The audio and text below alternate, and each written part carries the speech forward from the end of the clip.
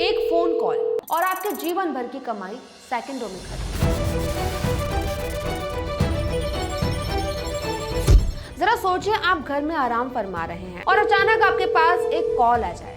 मैं एसबीआई से बात कर रहा हूँ, आपके केवाईसी का प्रोसेस बाकी है, आपके पास एक ओटीपी आएगा। आपने ओटीपी बताया और आपके अकाउंट से डेबिट हो गए लाखों रुपए, यानी घर बैठे बैठे चोरी, लाखों का चूना।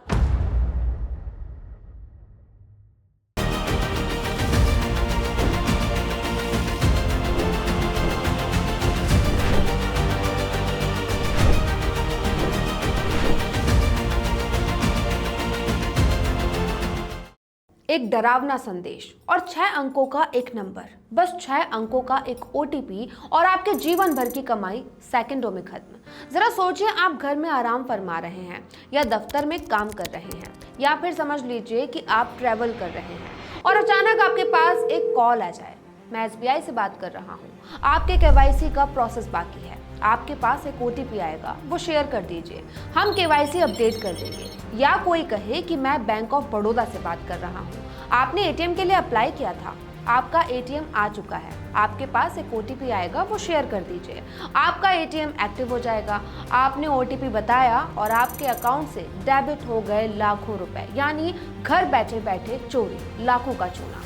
अब जागरूकता है, इसीलिए लोग इस तरह के फ्रॉड से बच जाते हैं। लेकिन बहुत से लोग जो सोशल मीडिया या हर दिन की खबर से दूर रहते हैं, वो इस तरह के स्कैम में आसानी से फंस जाते हैं। आज ऑपरेशन डिजिटल चोर में हम ऐसे ही चोरों का पर्दाफाश करेंगे जो आपके घर नहीं आते, आपकी जेब नहीं काटते, वो आपके फोन में घुस जाते हैं और आप ही से आपके खाते की चाबी ले लेते हैं।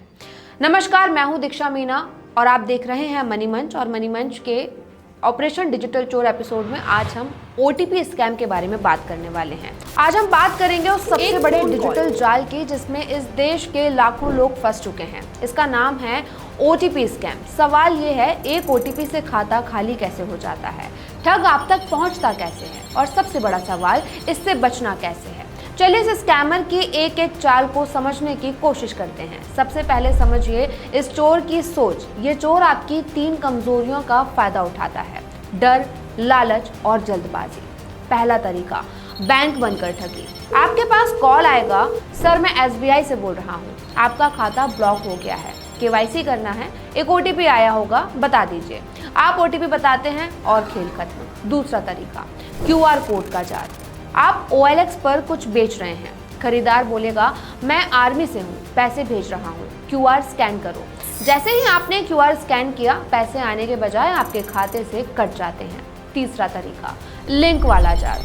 आपको संदेश आएगा, आपको 50,000 का कैशबैक मिला है, लिंक पर क्लिक करो या आज रात आपका बिजली का बिल काट दिया जाएगा। आप लिंक पर क्लिक करते हैं, एक नकली वेबसाइट खुलती है जो बिल्कुल असली बैंक जैसी ही दिखती है। वहां आप जानकारी डालते हैं और सीधा आपका डाटा ठग के पास चला जाता है। याद रखिए, बैंक कभी भी आपसे ओटीपी, पिन या सीवीवी नहीं मांगता। अब आपको बताते हैं भारत में घट चुकी कुछ ऐसी घटनाएं जहां एक ओटीपी ने लोगों की सालों की कमाई खत्म कर दी। एक ओटीपी और लाखों रुपए खत्म। पहली कहानी है मुंबई की। केवाईसी के नाम पर 2 लाख रुपए की ठगी। मुंबई के 62 साल के शर्मा जी को कॉल आया, घबराकर उन्होंने ओटीपी दे दिया। 10 मिनट में उनके पेंशन खाते से 2 लाख गायब हो गए। दूसरी कहानी, कैशबैक का लालच। पुणे की एक गृहिणी को संदेश आया, 499 के रिचार्ज पर 50 रुपए कैशबैक पाने के लिए ओटीपी बताइए। ओटीपी बताते ही उनके फोन से 25,000 रुपए गायब हो गए। तीसरी कहानी, नौकरी के नाम पर ठगी। एक युवक को नौकरी का ऑफर आया, बोला वेरिफिकेशन के लिए 10 रुपए भेजना है, ओटीपी आएगा। ओटीपी बताते ही उसके नाम पर 40,000 का लोन लेकर निकाल लिया जाता है। चौथी कहानी, दुकानदार के साथ ठगी। दिल्ली के एक दुकानदार ने अपना पुराना फ्रिज OLX पर डाला। खरीदार ने कहा मैं 20,000 भेज रहा हूँ, ये क्यूआर कोड स्कैन करो। स्कैन करते ही 20,000 आने की बजाय उनके खाते से कट गए।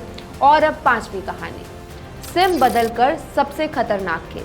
आपके फोन का नेटवर्क अचानक चला जाता है, ठग ने आपके नाम की दूसरी सिम निकलवा ली है। अब आपके नंबर पर आने वाले सारे OTP उसके पास जा रहे हैं। जब तक आपको पता चलता है खाता खाली हो चुका होता है। ये रियल केसेस हैं जहां एक OTP ने लोगों की जिंदगी भर की कमाई खत्म कर दी, सालों की सेविंग एक OTP से खत्म, और ये सिलसिला आज भी जारी है। करोड़ों का चूना मासूमों को लग चुका है। पुलिस कंप्लेंट में कहा जाता है कि साइबर पोर्टल पर कंप्लेंट कीजिए, लेकिन असल में वहां भी सुनवाई पूरी नहीं होती। इसीलिए अपनी सेफ्टी अपने हाथ में है। पुलिस और साइबर तक पहुंचना ही ना पड़े, ऐसा कुछ करने की जरूरत है।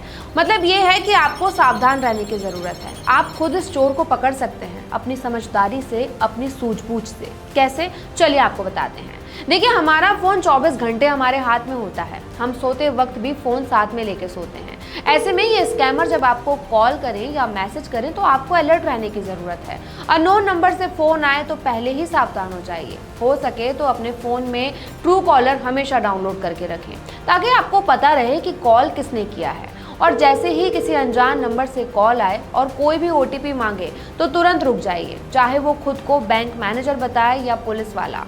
पहले नंबर वेरिफिकेशन करें, फिर बात करें, लेकिन किसी भी कंडीशन में OTP शेयर ना करें। आपके पास जो OTP का मैसेज आता है वो पहले ही आपको आगाह कर देता है कि do not share, this is your one time password. इसीलिए हमेशा अलर्ट रहें।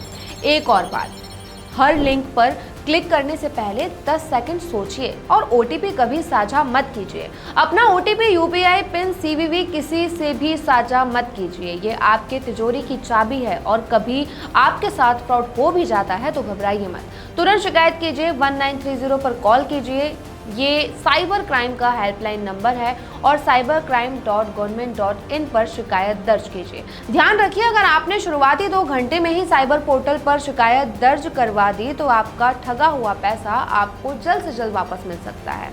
तो क्या कभी आपके साथ भी इस तरह का OTP स्कैम हुआ है? आजकल लाखों लोगों के साथ ये हो रहा है। हर दिन स्कैमर अपने ऑफिस में बैठे होते हैं और एक एक को फोन लगाते हैं, उनसे OTP मांगते हैं। लाखों में से कई सारे लोग तो इसमें बेवकूफ़ बन भी जाते हैं, वो अपना OTP दे देते हैं और उनका अकाउंट खाली हो जाता है। इसीलिए आप सावधान रहिए। आप पुलिस तक जाएं, साइबर पोर्टल तक जाएं, इससे पहले आप खुद को अलर्ट कर लीजिए। कभी भी फोन आए तो हमेशा समझदारी से फोन उठाएं। कोई भी OTP मांगे तो समझ जाइए कि भाई ये स्कैमर है और इस स्कैमर से आपको खुद बचना है अपनी समझदारी से। तो कभी आपके साथ इस तरह की कोई घटना घटी है तो हमें कमेंट करके बताइए। साथ ही ऑपरेशन डिजिटल चोर का ये एपिसोड आपको कैसा लगा वो भी बताइए। वीडियो अच्छा लगा तो लाइक और शेयर कीजिए और कमेंट करके अपनी राय हमें ज़रूर बताएं।